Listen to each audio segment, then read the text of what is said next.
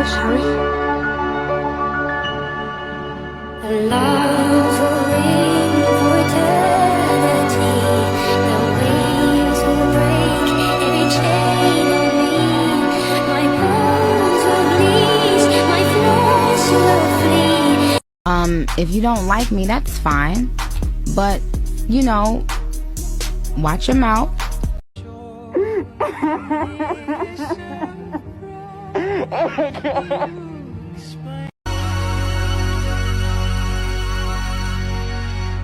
Can I talk my shit again? It is so bad, I want to give you a 0, but that's not possible. So I give you a 1. Everything that kills me makes me feel alive. I was silent. Were you silent or were you silenced? If you've been following me for a while, you'll know that I'm trying to collect special editions of all of my favorite books growing up. I've already started the 15th anniversary set of Mortal Instruments, I just got this set of the 10th anniversary Divergent series, and I'm planning on getting that deluxe anniversary set of the Hunger Game books because they're beautiful.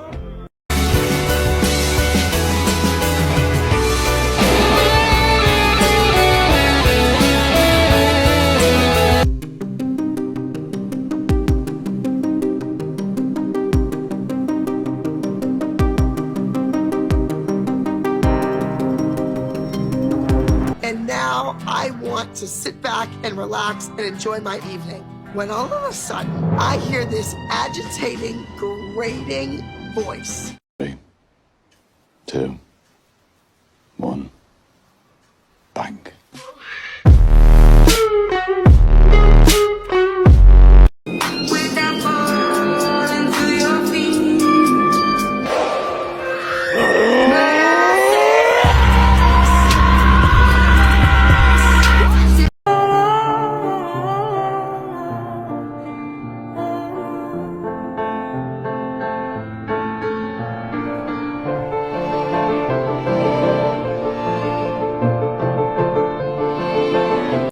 And other girls dream that they'd be Ben's partner, they'd be Ben's partner.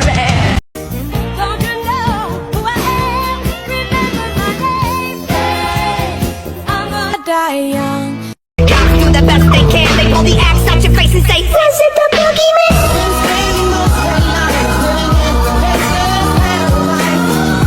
And I feel perfectly fine, but I'm in screaming and fighting and kissing in the rain, and it's 2 a.m. and I'm cursing your name. You guys, I need your opinion on this because apparently not everyone agrees with me.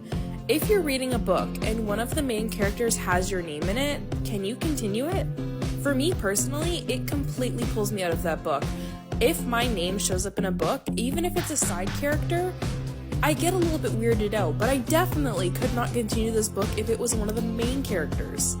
And on the same topic, I get a little bit weirded out if the characters or main characters have the name of my sister, anyone in my family. I'm kind of lucky that my partner has a pretty unique name, so I'll probably never come across it, but I can't do it. This is part 3 of me redoing all of my reviews from the past 3 years. Now this gives me the opportunity to change ratings on books that I read a long time ago. It Ends With Us used to be 4 stars, it's only 3.5 now. The Hating Game used to be 3 stars, I'm giving it 3.5 now. I actually like this a bit more, I watched the movie, pretty good. Den of Vipers, this was the catalyst to my dark romance stint through 2021. You'll see a lot of these books going forward, but I actually really like that one. Curse of the Gods, this is a 5-book series. It gives off serious Zodiac Academy vibes.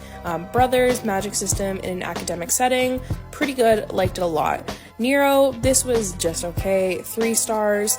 The Royal Bond, I love a good shifter romance, but this kind of was not it, 3 stars. Also, All He'll Ever Be, 3 stars as well, didn't absolutely love that one.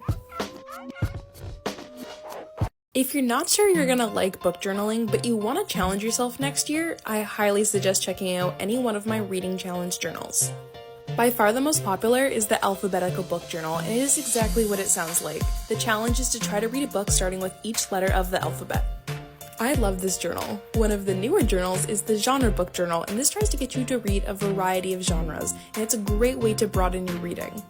It includes genres like fantasy, romance, sci-fi, horror, self-help books, autobiographies, book to movie. There's so much in here. By the way, these book journals make fantastic stocking stuffers if you have a reader in your life. If your goal is to read more genres, this is definitely the book journal for you. The romance book journal is my personal favorite, and it is filled with a bunch of different romance tropes, and your goal is to read books that have these tropes within them. This journal includes tropes like age gap, grumpy sunshine, enemies to lovers, friends to lovers, childhood sweethearts. It kind of covers all of your romance bases and a great way to get into the genre. The day has finally arrived, and my Bookish Box reprint of Neon Gods is here. I have not been a subscriber for well over a year, and I didn't even know they were going to be doing this reprint until I got a shipping notification. Let's take them out and compare the two. The old one is on the left and the new one is on the right, and immediately I'm noticing that the title seems to be a little bit brighter on the newer one. This is also the case on the spine, even though I still think it's a little bit hard to read. The back seems to be all the same with the sprayed edges. I'm not noticing any changes on the naked hardcover as well as the end paper interiors. The signatures are different, but they are still hand stamped, and that is totally fine. And the one thing that I'm noticing is that the first few beginning pages, the order of them has changed between the old and new one. The one I'm currently flipping through is the old one, and we end off on the dedication. In the new one, we have the title page, then the dedication, then the ruling families, and then we have the map sharing a page with the beginning of chapter 1. Another change that I have noticed is the chapter headers. On the old one, there used to be a shadow behind it, whereas the new ones do not have that. And lastly, it does look like they brightened up the interior of the dust jacket so that you can actually see these images. The newer one is the bottom one. And in case you're wondering, I have yet to figure out what I'm going to do with my old one. I have done all the homework for you. Here are all the Bookish Black Friday deals that I've been able to find. Starting with our large book retailers, Indigo is up to 30% off with an additional 10% for Plum members. Waterstones is hosting a double and triple stamps event, I'm not sure what else. And Barnes & Noble has a buy one get one half off event, plus up to 40% off on a bunch of different books. Also keep an eye out for book box sets, those tend to be on sale. Don't forget to check out individual author sites as well, they tend to have deals as well.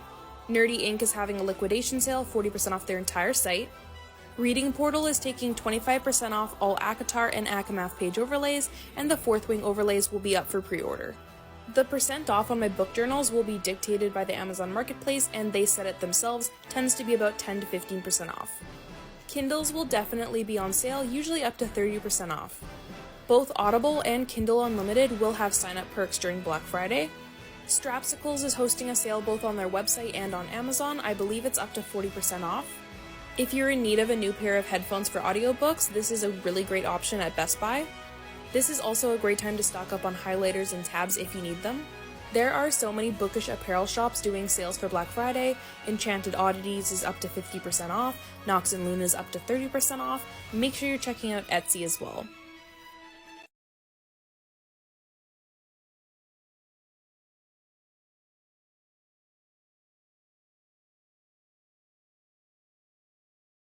These are a few fantasy series that I am dying to finish this year. I've been putting Shatter Me off and off and off, and I finally read the first book and I'm halfway through the second, and it has astounded me. It is so much better than I thought it was going to be. And I am hooked, so I will be finishing this very soon, I imagine. I'm obsessed. Another familiar favourite, I read Dance of Thieves last month and was absolutely obsessed with it.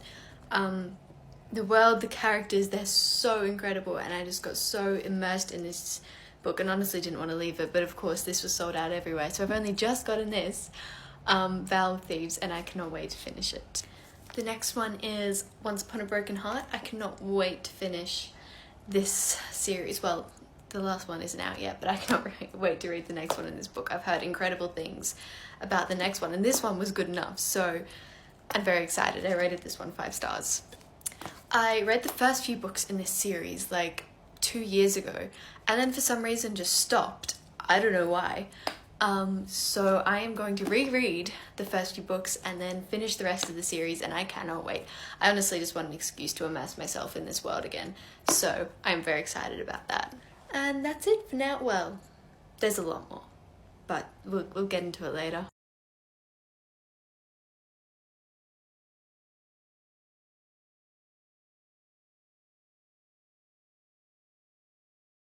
Hi, these are a few fantasy books that I recommend to read if you are new to the fantasy genre, and that are just some of my all-time favourites. Shadow and Bone, I'm sure you've heard of it, and for a good reason.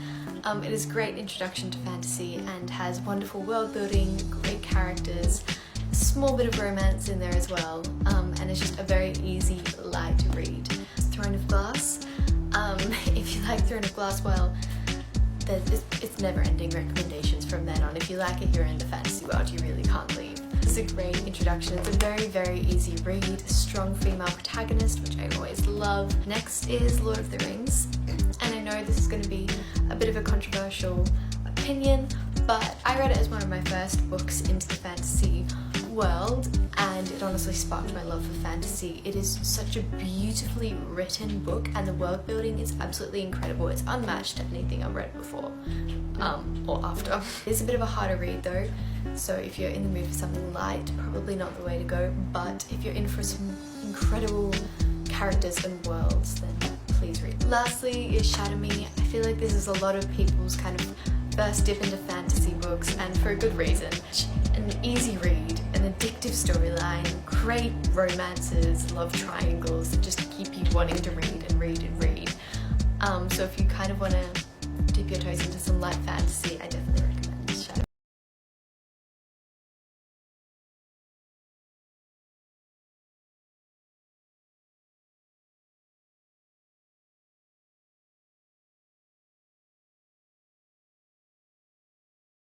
Here are a few books that I refuse to hear criticism on. I love these books with my whole heart and don't criticize them.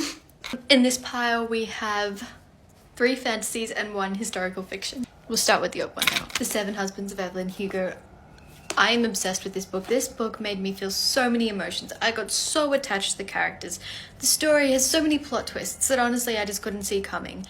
And I bawled my eyes out at the end of this book, mainly because it was over and I couldn't read it anymore. But if anyone criticizes this book, I swear, I wouldn't understand. It's perfect. A Dance of Thieves. I love this book so much. Yes, it is worth all the hype that it gets. It is incredible. The world building is wonderful. The characters are just so great. The fantasy romance in here is just, I could not get enough. Once Upon a Broken Heart. Honestly, this book took me by surprise. I did not think I was going to love it as much as I did. But oh my gosh, the world is so magical and wonderful. That's the best way I can describe it. It's like fairy tale-esque romance in there, and the characters are so lovable, and oh my gosh, this book is incredible, and I will not receive any criticism on this. I know there is some out there, but please don't comment it on my video. I saved the best for last. The Six of Crows duology, but specifically Crooked Kingdom. I love Six of Crows, of course, as well, but for some reason this seemed even better to me. I think it was just because the found family, the characters in this, I just got so connected to. And oh my gosh, I cried my eyes out at the end. But oh, I love this book with everything in me. I think it is perfect. It is the best fantasy, well, one of the best fantasy books I have ever read. There may be a part 2 to this video. I have so many books that I love endlessly.